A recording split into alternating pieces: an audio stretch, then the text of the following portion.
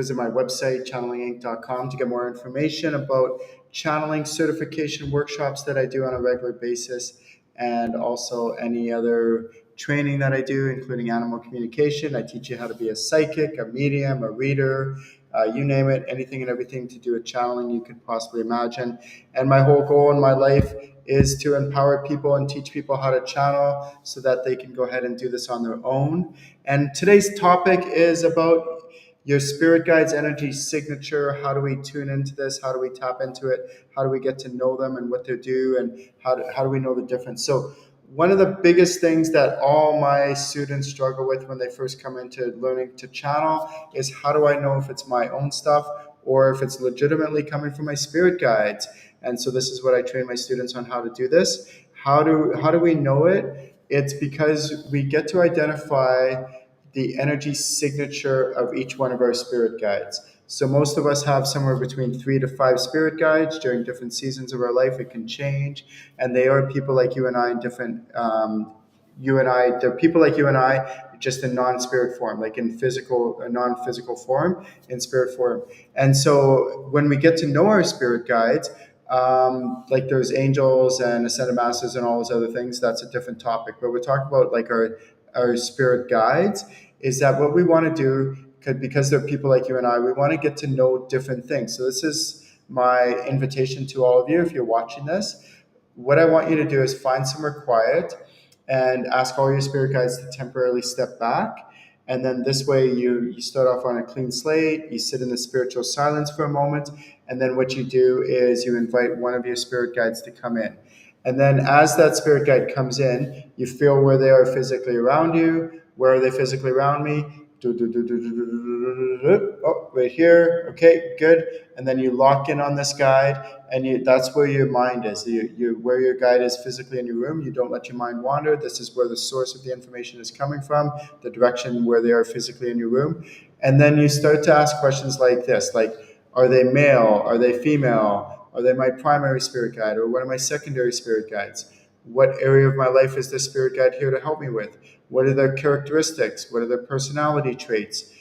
Start going through the different clairs for this guide, like their clairvoyant. Are they tall or short or medium build, sporty build, stocky build, things like that. Get to know like their voice. How does their voice sound in your mind? Do they have a high-pitched voice, a low-pitched voice? Do they speak more monotone? Do they have a lot of inflection in their voice? Do they speak more stern and firm, or is it more soft and compassionate? Do they have a clear voice or a wispy, raspy voice? And get to know the voice, how it sounds in your mind. And how is this voice different than my own thoughts? And then also, how do they feel, like their presence? Like when they're over here, how do I know they're physically over here and not somewhere different? How do I know, like does it feel hot or cold, or the different sensations that I'm feeling, the different tingles? Is it energy? Is it like pressure, like they have their hand on your shoulder? Are they, like go through, like, does it feel like zinging or goosebumps on this side, and coldness or tingling? All that's part of the clairsentient category. And then get to know, do they have a certain smell about them? Do they have a certain taste about them?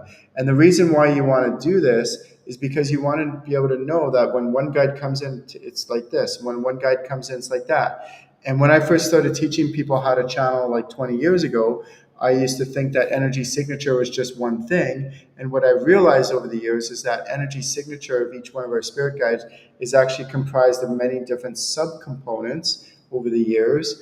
And that each guide has different subcomponents about them. So if you just know like 1 or 2 different aspects about their energy signature, that's good, that's great, that's a good start. But I'm going to challenge you and encourage you over time, as you get to know your spirit guides, get to know them on a more intimate, intricate details, specific details about them, like their personality traits and their attributes and their characteristics and their different clairs about them, and how you can really get to know them, so that when one guide comes in, you don't just know one reason why it's this one guide, but many reasons. And then when this other guide comes in, you don't just know one reason why they come in or how it's this guide, but you know many different reasons on how it's your spirit guide. Does this make sense? So I would like you to share in the comments like what your experience has been like channeling your spirit guides, how you know the different energy signatures. The slogan for my company is spirituality is meant to be fun. What is it again? Spirituality is meant to be what? Fun. So as you're playing with this, as you're practicing your channeling abilities, keep it fun, keep it light, because it really does make a big difference.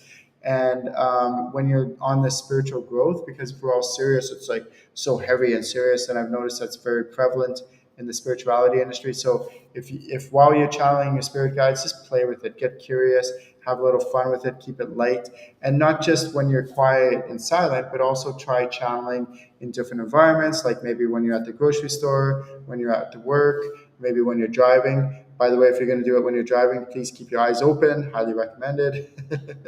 So again, fun. Keep it fun. That was a joke.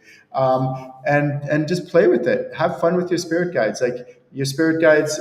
The two things I recommend for my students is as you're going living your everyday life, when you notice their presence coming in, then get to know, oh, it's the spirit guide, don't ignore them anymore. And then also what I recommend is allocate a bit of time every day to channeling your spirit guides.